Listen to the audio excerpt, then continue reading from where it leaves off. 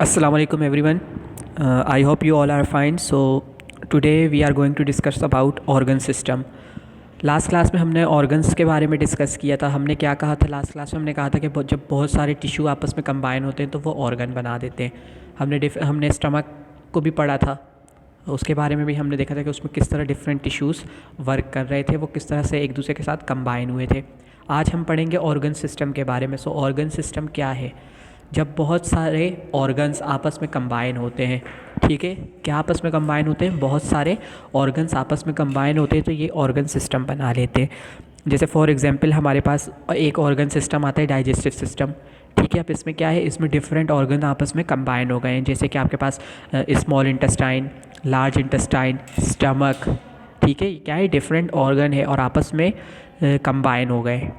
अच्छा, इनका फंक्शन जो होता है, इस हर ऑर्गन सिस्टम का जो फंक्शन है वो स्पेसिफिक होता है, ठीक है। अब जैसे हमारे पास यहाँ पर दिया है, जब आपको भूख लगती है तो आप क्या करते हैं, आप फूड खाते हैं। तो अब ये फूड जब आप खाते हैं तो सबसे पहले क्या होता है, टीथ जो है डाइजेशन का प्रोसेस स्टार्ट करती है। टीथ जो है इसे छोटे छोटे पीसेस में डिवाइड करती है। फिर ये जो आपका फूड है ये आपके स्टमक में जाता है। वहाँ से डिफरेंट स्टमक में जब ये फूड जाता है तो वहाँ पर डिफरेंट ऑर्गन से एंजाइम्स वगैरह रिलीज़ होते हैं और वो क्या करते हैं, आपके फूड की ब्रेक डाउन स्टार्ट कर देते हैं। सो ये क्या है, आपके पास एक ऑर्गन है, ऑर्गन सिस्टम है।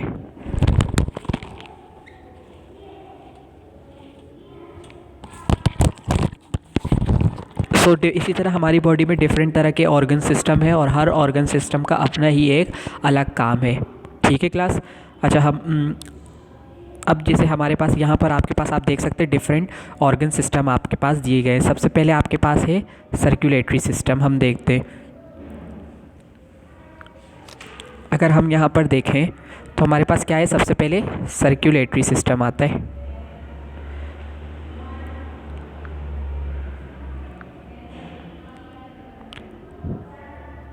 ठीक है क्लास, ये हमारे पास क्या है, सर्कुलेटरी सिस्टम है। आप देख सकते हैं यहाँ पर सर्कुलेटरी सिस्टम है। सर्कुलेटरी सिस्टम का काम क्या है? सर्कुलेटरी सिस्टम का काम है हमारी पूरी बॉडी में ब्लड सप्लाई करना हार्ट की मदद से। ये हमारा पूरा सर्कुलेटरी सिस्टम है। आप देख सकते हैं इसमें हमारे पास हार्ट मौजूद है, ठीक है। सो इसमें डिफरेंट तरह के ऑर्गन्स कंबाइन होते हैं, जैसे कि आपके पास हार्ट, ब्लड वेसल्स, ठीक है। नेक्स्ट हमारे पास जो सिस्टम है वो है हमारे पास नर्वस सिस्टम।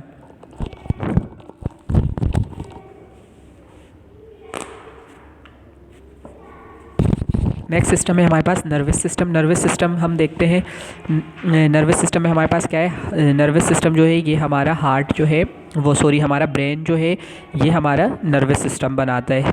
जैसे ये आपका ब्रेन है और ये पूरी बॉडी में कनेक्ट हुआ है, ठीक है। जैसे ये आपके पास पूरी बॉडी में कनेक्ट है, आप देख सकते हैं नर्व्स के थ्रू। नेक्स्ट है हमारे पास रेस्पिरेटरी सिस्टम। रेस्पिरेटरी सिस्टम अगर हम देखें, अगर हम रेस्पिरेटरी सिस्टम देखें तो ये हमारे पास क्या है, रेस्पिरेटरी सिस्टम। आप देख सकते हैं लंग्स, यानी कि रेस्पिरेटरी सिस्टम में लंग्स है तो ये किस चीज़ में हेल्प कर रही है, ये हमें रेस्पिरेशन में हेल्प कर रहे हैं। नेक्स्ट सिस्टम की तरफ हम आ जाते हैं। नेक्स्ट सिस्टम है हमारे पास डाइजेस्टिव सिस्टम।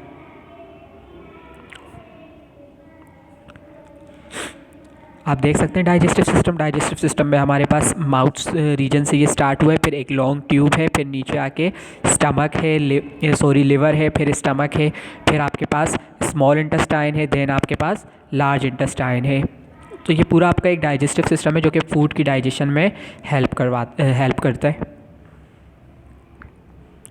नेक्स्ट है आपके पास स्केलेटल सिस्टम। स्केलेटल सिस्टम जो है ये हमारा बोन्स से बना होता है, ये हमारी बॉडी को सपोर्ट प्रोवाइड करते हैं, ठीक है, और इसके अलावा हमारी पूरी बॉडी की शेप को मेंटेन करते हैं। फिर नेक्स्ट सिस्टम है आपके पास मस्कुलर सिस्टम। मस्कुलर सिस्टम में सारी मसल्स आ जाती है हमारी, ठीक है। मसल्स आती है, ये हमें किस चीज़ में हेल्प करती है, ये हमें कॉन्ट्रैक्शन और रिलैक्सेशन में हेल्प करती है, यानी कि मूवमेंट में हेल्प करते हैं। अच्छा क्लास, जिस तरह हम ह्यूमंस में सिस्टम पढ़ते हैं, हम कहते हैं कि ह्यूमन में डिफरेंट तरह के ऑर्गन सिस्टम है। इसी तरह प्लांट के अंदर भी डिफरेंट तरह के ऑर्गन सिस्टम पाए जाते हैं। जो हमारे पास फर्स्ट ऑर्गन सिस्टम पाया जाता है प्लांट के अंदर वो कहलाता है रूट सिस्टम। ठीक है, सबसे पहले हमारे पास डेवलप भी रूट सिस्टम ही होता है। जब सीड ग्रो करते हैं सॉइल में तो वहाँ पर क्या होता है, सबसे पहले रूट्स निकलते हैं। सो सबसे पहले हमारे पास आता है रूट सिस्टम। ठीक है, देन उसके बाद हमारे पास आते हैं शूट सिस्टम। ठीक है क्लास, ये दो हमारे पास सिस्टम है। तो सबसे पहले हम रूट सिस्टम को देखते हैं। जो हमारे पास प्लांट का नीचे वाला पार्ट होता है, ठीक है, जो कि अंडरग्राउंड होता है, उसे हम रूट सिस्टम कहते हैं। रूट सिस्टम का काम क्या है, ये रूट से वाटर न्यूट्रिएंट्स को एब्जॉर्ब करके पूरी प्लांट की बॉडी में पहुंचाते हैं। ठीक है, फिर हमारे पास आते हैं शूट सिस्टम जो कि ग्राउंड के ऊपर पाए जाते हैं। इसमें हमारे पास लीव्स, फ्लावर, स्टेम सब कुछ इसी में ही आ जाते हैं शूट सिस्टम में। अब शूट सिस्टम का काम क्या है, शूट सिस्टम जो है ये जो भी फूड प्रिपेयर होता है प्लांट की बॉडी में उसे पूरी बॉडी में ट्रांसफ़र करवाते हैं। इसके अलावा यहाँ पर पूरे जो प्लांट का एक स्ट्रक्चर है वो पूरा शूट सिस्टम मेंटेन रखते हैं। तो इसी तरह प्लांट में भी पूरा एक सिस्टम है। सो क्लास, हमने देखा कि जब बहुत सारे ऑर्गन्स आपस में कंबाइन होते हैं तो ये क्या बना लेते हैं, ऑर्गन सिस्टम बना लेते हैं। ठीक है, और जब क्लास बहुत सारे ऑर्गन्स आपस में कंबाइन होते हैं, ठीक है, जब क्या बहुत सारे ऑर्गन्स जब आपस में कंबाइन होते हैं तो ये क्या फॉर्म करते हैं, ये पूरा एक ऑर्गेनिज्म बना लेते हैं। ठीक है, जैसे आपके पास डाइजेस्टिव एक बॉडी अगर हम देखते हैं, किसी एक इंसान की अगर हम बॉडी देखेंगे तो उसमें क्या, उसमें डाइजेस्टिव सिस्टम भी है, रेस्पिरेटरी सिस्टम भी है, उसके अलावा नर्वस सिस्टम भी है, सर्कुलेटरी सिस्टम भी है। ठीक है, ये सारे ऑर्गन सिस्टम जब मिले तो क्या हुआ, पूरा का पूरा एक ऑर्गेनिज्म यानी कि एक पूरा इंसान या एक पूरा एनिमल या एक पूरा प्लांट आपके पास बन के आ जाता है। ठीक है, और ये जितने भी ऑर्गन सिस्टम होते हैं ना, ये सारे आपस में काम करते हैं लेकिन सब अलग अलग काम करते हैं। ठीक है, और ये सारे क्यों काम करें, ताकि एक इंसान जो है या एक ऑर्गेनिज्म है वो ज़िंदा रह सके। इसीलिए हम ये कह सकते हैं कि हम जो है इन सिस्टम्स के ऊपर डिपेंड करते हैं।